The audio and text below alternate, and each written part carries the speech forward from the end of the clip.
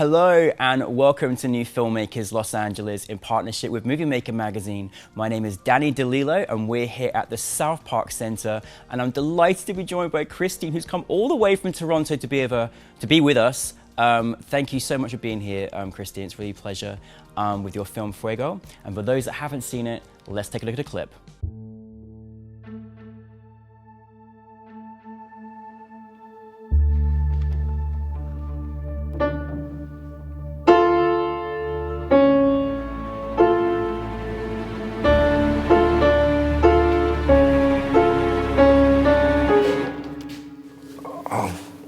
I'm sorry. Thank you so much. It's such an honor when someone comes all the way from another country to be here, and it's a lovely place to be here. It's a lovely place being in LA, but I'm also so grateful that you brought your film to us, into the Los Angeles audience, so thank you so much. Thank you. I'm grateful that Fuego was selected to be part of this lineup. It's a great lineup of Canadian films, so I'm like really honored to be part of it. So thank you to New Filmmakers LA. Well, I've got so many questions. I enjoyed your film so much, but for those that haven't seen your film, tell us a brief synopsis. Well, it's about an Afro-Cuban man who's hit rock bottom in Montreal, and we see him at a point in his life where he's divorced or separated and his wife's thrown him out. He's starting with nothing, and he doesn't have the family and friends support that he normally would have if he was in Cuba. So he's alone, he's isolated, and he starts to pick up his life. We see his life turn around. And one of the ways that he does that is also to reconnect with his cultural roots. Yeah. Yeah. I love this, obviously, the relationship that he has with his daughter, and just seeking the best for her. And, you know, we're in a world where a lot of people are, you know, raising money for their families and doing the most they can possibly do. And it's really, really hard because people work really hard to try and support their loved ones from afar. And I just love their relationship and just how he was just trying to do so much for his daughter. So I feel like this story is so universal for so many people that are in this situation. Where did the inspiration come for you personally in deciding to create this story? For me personally, I was just watching a lot of Cuban bands perform in Montreal, and most of the band members tend to be Cuban, and so it's lots of authenticity there. But it made me wonder about their journey, what they're going through, and then think back about my dad, because he did, you know, he's not a musician, but he made a similar journey coming to Canada, living in Montreal alone. I'm originally from Montreal, so, you know, living in Montreal alone in a tiny apartment, and you know, starting from nothing and then building his family and so on and so forth. So it was a combination of my dad's journey, trying to imagine how he must have felt, and then putting a contemporary spin on it with portraying an Afro-Cuban man's journey, and then using the music. The music is really supposed to be a metaphor of the potential of Manolo. You know, it's a lot of. I find a lot of new Canadians come, and then, well, what often happens, and I think it happens in the United States as well, and lots of other countries, where whatever skills or whatever technical training they had back home, when they get to Canada, sometimes the training isn't valued the same, and so they're not actually working in the profession that they'd like to work in.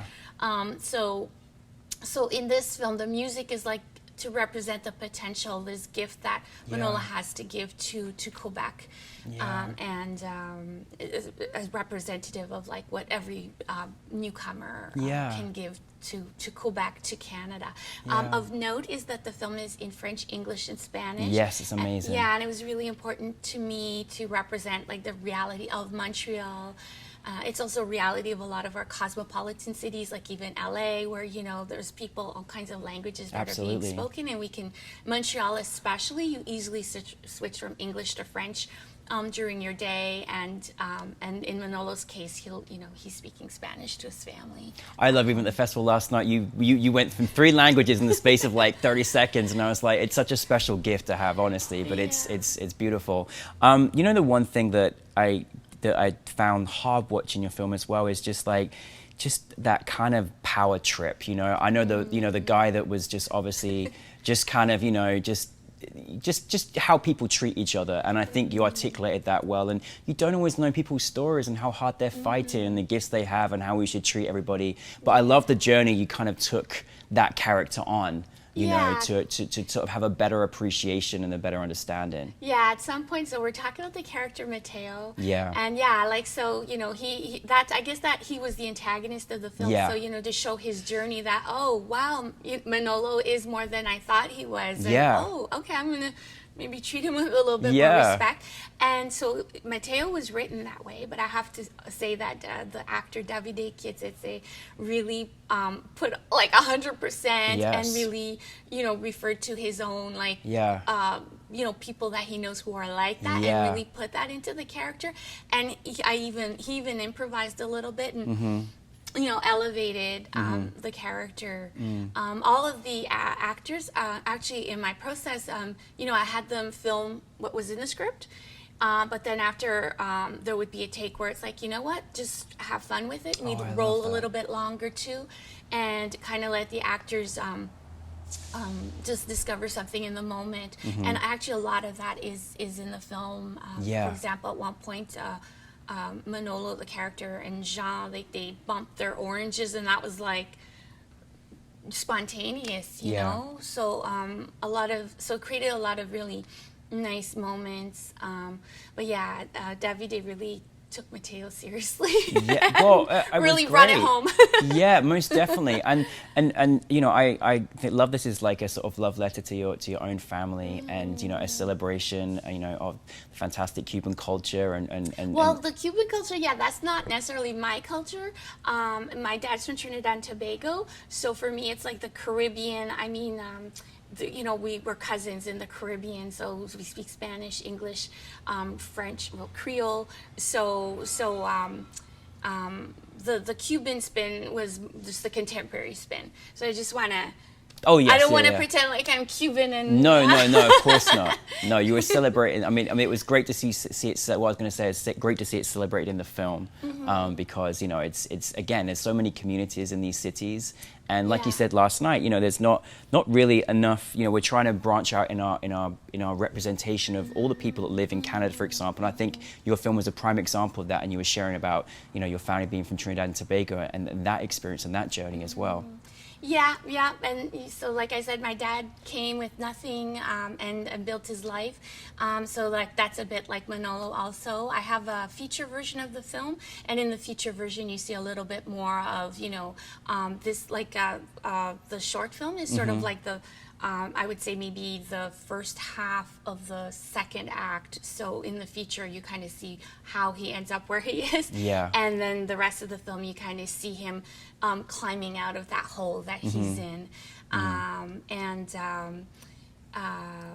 On that point, one thing why I wanted to really celebrate have the Cuban perspective, the Afro-Cuban perspective, is that there's quite a scene happening in Montreal, and they're really amazing. And so, like, you could just go to venue Montreal, listen to them perform, and you feel like you're in Cuba. So the composer of the theme song, Fuego. So good. Yeah, so his name is Giovanni Arteaga Valdez, and so he has his own band, the Cuban Connection, and they perform in different parts of Montreal, and they bring that authentic Cuban vibe of the traditional Cuban music to Montreal, and it's just really a treat to see him perform and to go to his shows well, not every month, but, you know, I try to go as much as I can. That's I'm gonna have to come and join you when I'm up there. Exactly. That sounds exciting. Call me when you're coming. I will. Because, you know, and then you spend the night dancing, and it's meeting other Latinx people who are, you know, new to, some are not all new, some have been there 20, 30 years, or, you know, but. It was a beautiful way to, you know, I mean, the film I love the way it ended with this, again, this wonderful, wonderful music. And I'm just curious, like, for you as a director, and I love how you gave your actors freedom to kind of explore and play, because that's always an actor's dream as well. Yeah. It was so lovely to have your film in front of an audience. You know, I was actually there in the sound booth listening, because I always love to hear the reaction. What did you want your kind of audience to take from your film?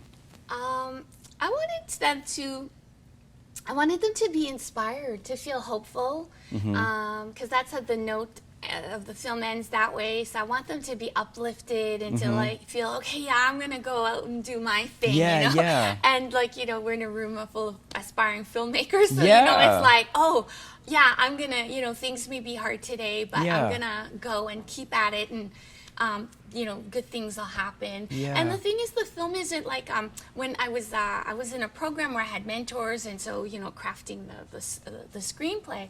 And so one of the things is I wanted it to end where he's like in a club and he's a star and you know, and they're like, no, Christine, first of all, we had COVID, and then number two, you know, we're doing it on a very small budget, so it's like I had to be practical, so I had to tone it down.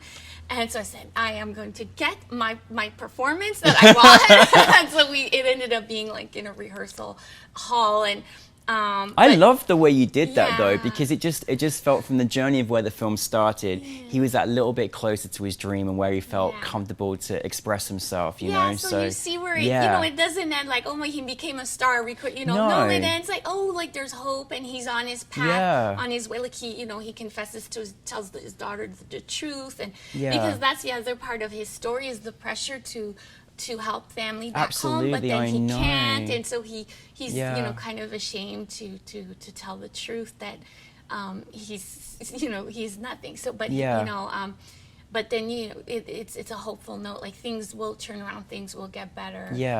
And I think as well, like, I mean, you know, it's been a crazy, you know, few years for many people, but you know, it's also just, you know, having like respect and kindness no matter what job you're doing. A lot of people are carrying a lot on their shoulders, and you know, this guy was trying to save money for his daughter. I hope it just helps people to be like, you know what, just be a little bit nicer to the people that are helping you regardless too. So I thought that part was really articulated well. Well, you mentioned you're going to be looking at making a feature. Is that what's coming next for you? Tell us what's coming next. Well, I wrote the feature version of Fuego in the Warner Brother Discovery Access and Canadian Academy Writers Program. So it's the same program you have here in the United States, but it's a Canadian version.